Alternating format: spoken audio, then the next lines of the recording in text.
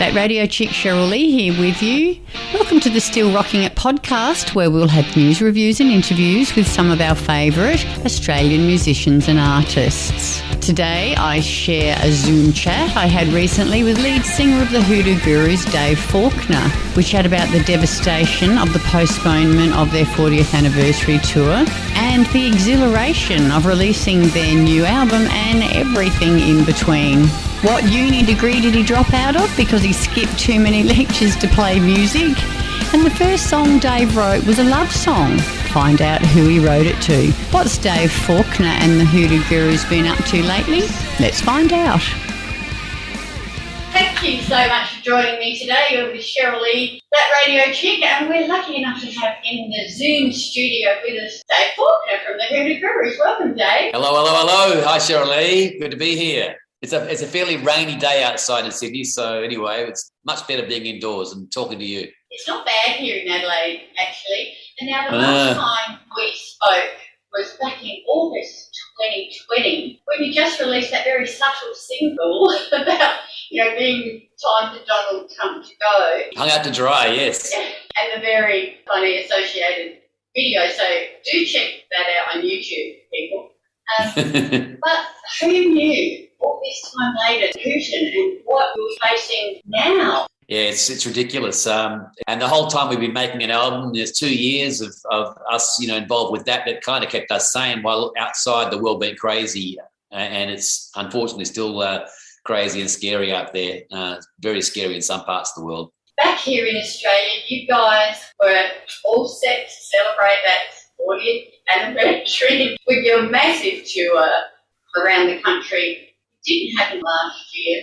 Yeah, it was Delta last year is what it was. It was Omicron this year. The tour was supposed to be October. I think it was October or November. And, we moved it to now. And then a week ago, our drummer, unfortunately, Nick, got COVID. And he's still positive today as well. So it's going to take some time for him to bounce back. We're hoping he might be through it by, hopefully soon, because we want to play at Blues Fest on Good Friday. But, who knows? Maybe even the weather won't let that happen anyway. But we're more worried about Nick at the moment and seeing how he's going and getting well. He's fine. It's, again, like most people say, he's fully vaccinated, as we all are, triple vaxxed.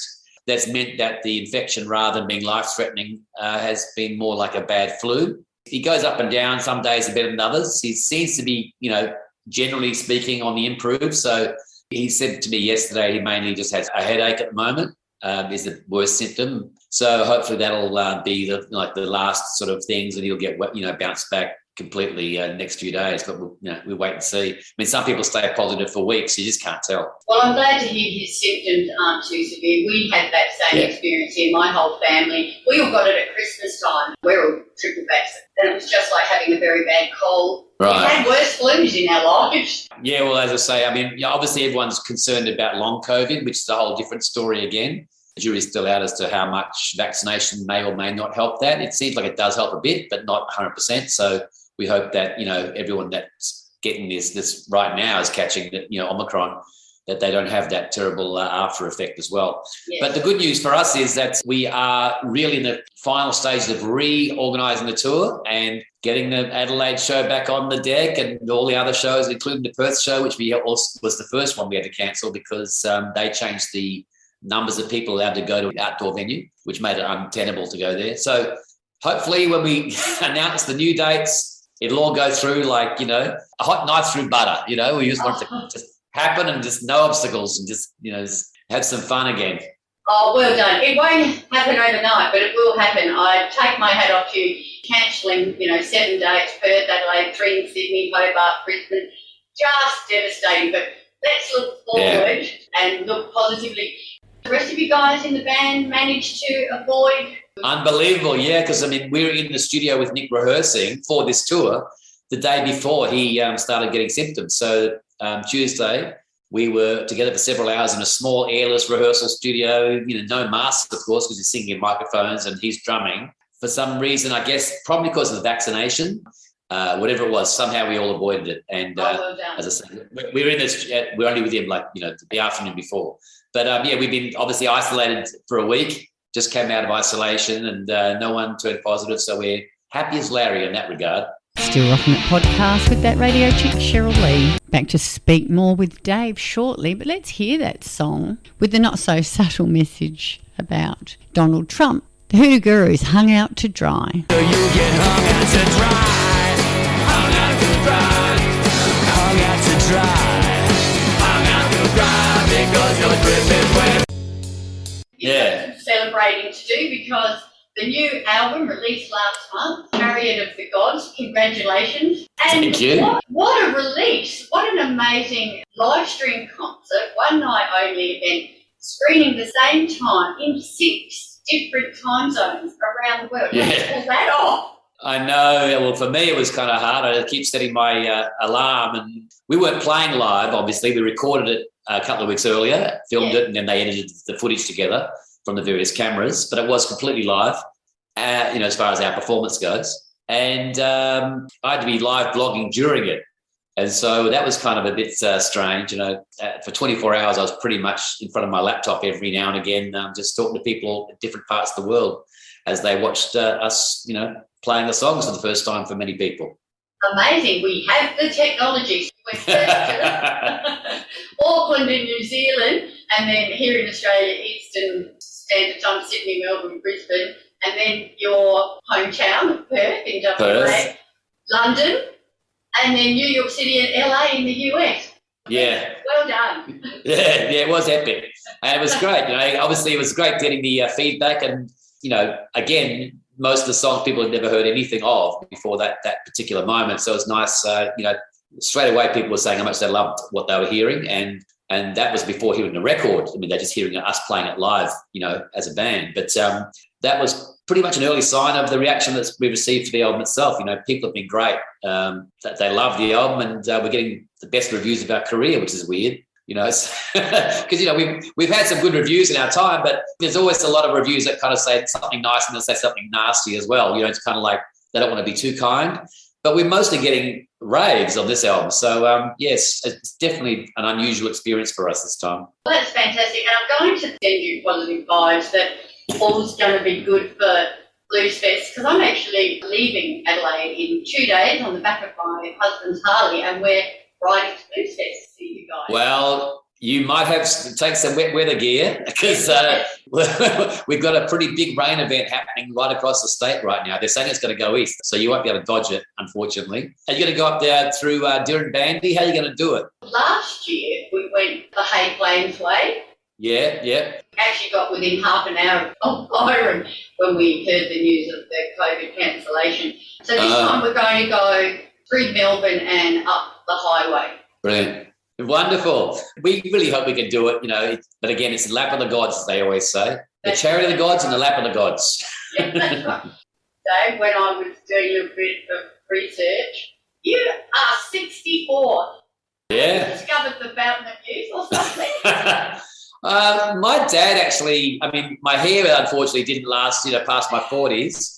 Oh, actually not even past my mid-30s, I think. But, my father, he turned bald a lot younger than me, but he looked a lot younger than his age for most of his life. So must be something in the genes there that's helped me a little bit. Certainly if you get up close to me, though, you'll know how old I am. There's wrinkles galore and, saggy skin here, there and everywhere. But I think music keeps you young, that's for sure. We do a pretty active show, where it's very high energy, and that's like a bit of an aerobic fitness session for us when we're out there, and singing especially as well. So that's the only thing there, slightly healthy lifestyle on tour, I guess, by being physical. And I can't drink when I'm singing, but I make up for it when I'm not. Yeah, I went out to dinner last night, had a couple of bottles of wine with a friend, so I do get my share of alcohol when I'm not working, but on tour, playing, I actually live a fairly clean life, which is I'm getting a little bit of,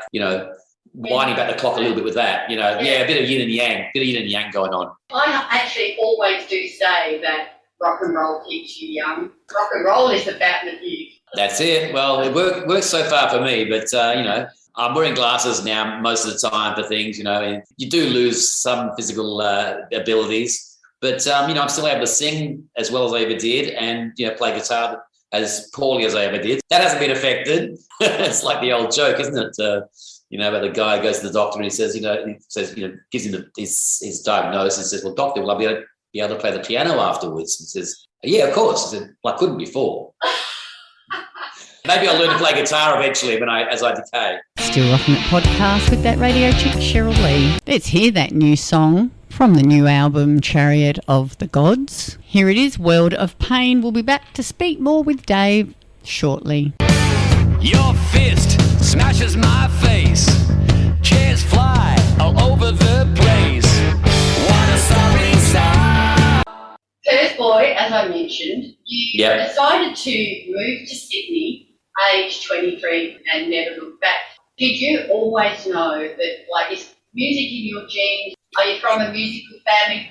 Did you have a plan B? Well, last question first, which is I didn't have a plan B because it was never a plan A. It was just, I just happened to do music and just kept doing it. So the way I got into music myself was I'd always been singing around the house as a kid. My mother sang on the radio when she was a teenager, never any sort of professional capacity really, but she had a little taste of that, and she loved music. My father loved music too. He was a better whistler than a singer. But my mother, had a nice voice, and my sister had a fantastic voice. I'm younger than my sister, so I used to do the harmonies, and my mother and my sister would sing the melodies. And so I don't know whether that somehow gave me a sense of the harmonic, the structure of music, or whether I just naturally had that in me.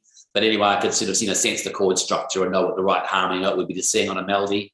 That was just something I did all my life. But I was actually, as a kid, I was known in the family for being more of a painter or an artist. So that was sort of the career that I was set on growing up. And my mother particularly, sort of thought you can't be an artist. That's, be starving in a garage. Yeah, no one makes money from art, so you can't do that. I mean, she would have said the same thing about music if she'd known as well, but she didn't. That wasn't on the horizon. So she sort of guided me towards doing something more sensible with my drawing skills and becoming an architect. And I was in school. I had bands in high school. We played the school socials, because we were cheap, and we played all the songs everyone liked. And we didn't play other schools. We became popular because, again, we were cheap and played the songs everyone liked. This is before discos and DJs became a thing and made it, live musicians irrelevant, That was kind of, I got my live training through just playing in high school bands. And then I went to university. I had different projects, things I was working on, and I played live. A friend had a duo going, and I just was doing music the whole time, and I just didn't go to architecture lectures. And after 2 semesters, I sort of dropped out of that because I knew I was going to fail anyway. And that made me, my other subjects I still had, made me an art student for the rest of the year, and I failed those exams. And then, so I failed my first year of uni, and I had to look at myself and go, what the hell are you doing with your life? And the answer was music. It was why I was, not paying attention to anything else. I was just playing music the whole time. So I just kind of got real about it. And I went out and got a job because I wanted to buy some equipment. I was a keyboard player at that time, so I didn't have any gear. So the school used to have equipment. I used to borrow the school's portable keyboard and an amp for my band I was in. After university, I was playing like a piano in a sort of a wine bar, and my friend played guitar. So then we had this sort of duo going. So anyway, I needed to buy some gear, and got a job and never looked back really. But it was punk rock that kind of changed things and made me learn guitar. And that's, again, sort of what's been the rest of my life, has been playing guitar. And writing songs was something I always did. At first, as a little kid, I wrote a song, probably, 10 or 12, I don't know, on the way to the shop, and just started singing about some words and melody about the family dog, which was obviously a love affair. so it was my first song was a love song to the dog. I didn't know it was like your songwriting now. It was just like I just felt like singing and felt like making up words, and that's what I did. And later on, I kept doing that more and more, obviously, in that band in high school and afterwards. So Mum was right. You definitely are a creative. Well, she would have made me try to do something, sensible with music. I don't know what she would have made me be, a music teacher. I don't know, but it didn't matter. I mean, I was just set on playing music, and because it was punk rock came along pretty quickly. I was about 18 when I fell in love with punk, and 19 I had my punk band, The Victims. Yes. And, I was writing a lot of the songs in that with James Baker, the drummer. We didn't care about the outside world. No one was getting famous or rich. It wasn't a career path. It was literally just doing what we had to do and stop ourselves from dying of, feeling stranded in this culture that didn't identify with the things that we liked. We felt completely isolated in this sort of, lotus eating world. We were the angry teens, whatever. Yeah, we had all that angst to get out of our system, and also all that energy we had to express, and also love of music. It was love too. We loved punk music. It wasn't, it wasn't because it was political. We just loved it because it felt great, it sounded great, and it was the most exciting music being made in that time in the world, So we wanted to be doing that ourselves. And I still feel that way. I mean, music is still an incredible gift in my life, as far as what it gives to me. It's all positive. It's just a beautiful thing. I mean, you can never have too much music. You can't overdose on it.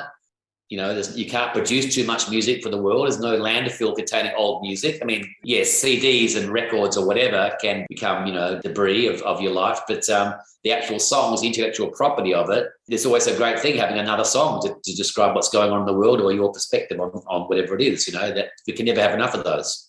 That's for sure. And what was your temporary real job that financed your music career? Well, actually, it didn't end up financing. I had to borrow money from my brother because the job was so deadenly horrible. I had to, you do things like go and rent a flat and, you've got to go take yourself out to dinner and have some fun. And so you end up chewing up your pay packet anyway through trying to cope with having to go to work every day and, work in this drudgery, So I worked in a bank training to be a teller. I actually ended up as a teller and it didn't work out very well. I was terrible at it. And, I had no interest in it anyway. It was only temporary. But, it was just funny. I got a taste of that life, and it was definitely not for you. Not for me. No, it was an interesting experience. Towards the end of my time at the bank, I lost money one day, and it was I think around about $300 or something. One day I was just short in my till when the day finished. I went back through all my workers, couldn't figure out what I'd done that was wrong. Maybe I'd overpaid someone too many 50s without realising it, and they didn't come back and say, you gave me this, whatever it was short.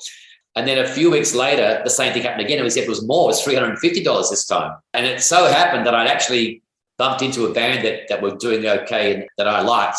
And I'd heard they needed a keyboard player. And I'd actually asked them one day if they wanted a keyboard player. It was a long story, but I got this audition. And it was due to happen the next day after I did this big loss. I had to cancel the audition because the head office were going to send out someone to investigate my workings. And it would have looked very sus if I said, look, I can't come in today. I'm feeling sick. But then so I had to put off that audition for a week, and then I took a sickie or whatever and had the audition, and I got that job, and luckily I was able to leave the bank, which apparently if I'd stayed, I would have probably been sent up to the northwest, up to, the Kimberleys or the Pilbara or somewhere, the mining camps. The bad tellers went up there, to work off their debt. They actually started deducting the money from my pay packet, by the way. Apparently they would actually give it back to you after a time, like 6 months or a year, like after you've learnt your lesson. They'd sort of make it seem like you're going to pay this debt back, whatever. Anyway, that was my short-lived career as a bank teller. My defence was a very, very busy branch. They had factories, they had, domestic, people, retail, customers, and it was a huge branch. It was the busiest branch in the whole state, and they chucked me in there. It was wasn't smart. Still Rocking It podcast with that radio chick, Cheryl Lee. Well, it sounds like banking definitely was not Dave's scene. Let's have a listen to that song now, What's My Scene? Released in 1987, the lead single from third studio album, Blow Your Cool, reaching number 3 on the Australian chart. What's my scene? What's my scene? What's my scene? Tell me what's my scene? Have you got one brother and one sister, Dave? 2 brothers and 1 sister, and I'm the youngest. Any of your siblings in the music industry? My sister, as I said, she had a fabulous voice. Still does, should I say? But she never pursued music. She got involved in music tangentially. She did the right thing and went and got that career that was a more solid career, and she became a lawyer. But she always loved music, and she always regretted that she didn't follow music. But she ended up working for APRA, the Australian Performing Rights Association, who represents songwriters. So she was involved in music in that side of things. She always loved music and still does. And she's performing recently with a choir, but she just gave that up because of COVID. She's had a love of music. My eldest brother, Greg, he's the one that kind of shaped my taste because he's 8 years older than me. And he left school because he hated school at 15 and got a job. And so I was a little kid, and he was bringing home all these cool singles and albums that he bought with his pay packet because he's just passionate about music. And Greg has very broad tastes. And that certainly is something that whether he passed that on to me or whether we have that in common, I don't know. But something that I definitely admired in him and that I follow as well is to, just listen to all sorts of different music. Yeah, so Greg, he plays guitar and sings, for fun, and he's well known as kind of like a campfire entertainer, or party performer, but he's never done any professional work. And my sister has done some professional bands, like trying to get things going at different times, but nothing ever really clicked. Probably in her case because she wasn't a songwriter, which was the thing that I had that probably set me apart from other people and gave me a bit more of a calling card. And gave us the Hoodoo Gurus. It still amazes me that your very first TV appearance was for Diamond Townsend's Wonderworld. Oh, yeah, the Hoodoo Gurus, yeah, absolutely. Yeah. I mean, I'd been on TV before that, but yes, I was a performer in high school on a Perth local sort of like version of Young Talent Time. My school had this thing, sort of called it a folk group. One of the teachers played guitar, and then a bunch of the boys sang. We just sang whatever the theme of that week's show. We'd sing the songs that were part of that thing. So we were kind of like Partridge Family or something. I don't know, but rotating lineup. But I was one of the people that sang in that. So I'd been on television a few times as a kid. And the Hoodoo Gurus' first one was on Simon Townsend's Wonderworld. Simon Townsend's Wonderworld, yes. And what it was Kimball Rendell, one of the guitarists that formed the band with me, along with Rod Vidalj. Kimball was involved in film, and he actually was a film editor at SBS for a long time as well, for television news. Anyway, Kimball knew people obviously in the game, and he knew people from the program that were friends of his through film connections. And he arranged for them to do a story on this up-and-coming band, the Hoodoo Gurus. Wonderworld used to show young bands with a single. There'd be bands like Drop Bears, a lot of young bands that would actually have their first performance on that program, because it was just interesting that way. But they didn't have bands like us, so we're complete unknowns. We'd never done anything, we hadn't even played a gig yet. And the producer was wondering, why are we doing this story in this band? What's the reason for this? And they said, it's to show kids how to form a band. We always show them bands when they've already got one.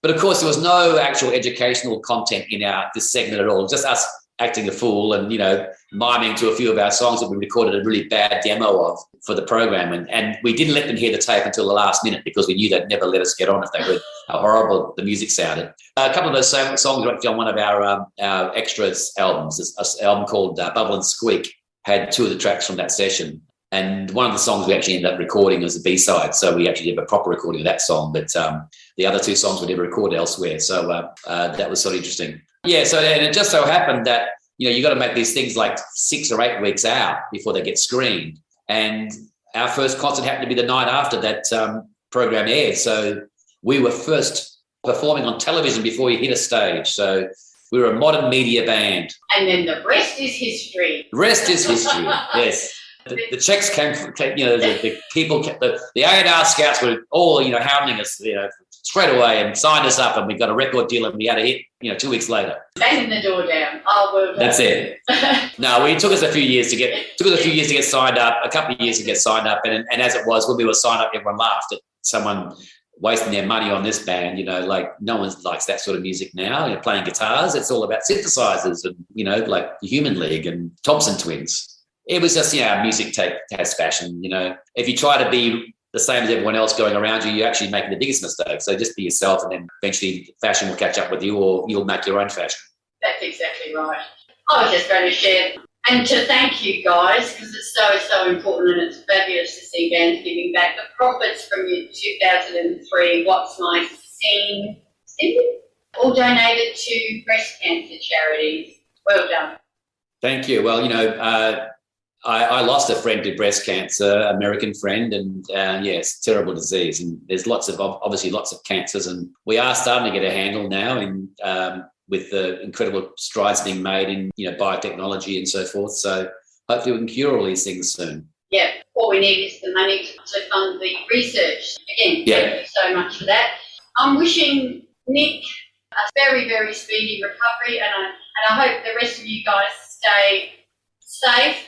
We shall see you. I'll be down the front. That'll be great. And have a wonderful trip. I envy you. That sounds like a fantastic experience. I mean, obviously you've done it once before, but that sounds great. We know we can do it now. Thank you so much for chatting with me in the Zoom room today, Dave. Buy the damn album, or, listen to it at least on streaming services. I think you'll like it. People seem to. Available in all the usual places. Yes, the website, you can buy physical copies of the vinyl and the CD through our website, and also JB Hi-Fi, people like that, the regular places, of course. Or else you can order it from, places like Red Eye Records. They'll ship it to wherever you are in the world. So it's no excuse. If you want it, you can get it. Cheers, mate. Do yourselves a favour. Chariot of the Gods. Chariot of the Gods. It's epic. Yeah. Thanks so much, Dave. Thank you.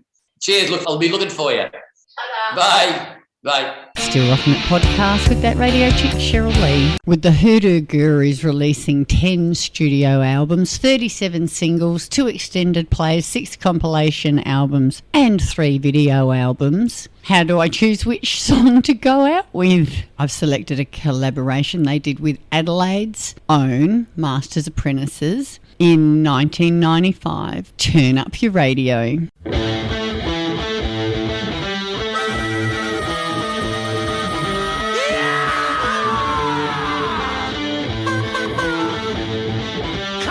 You're with Cheryl Lee, that radio chick. Thank you so much for joining me on the Still Rockin' It podcast. Hope to catch you again next time. Get out when you can, support Aussie music, and I'll see you down the front.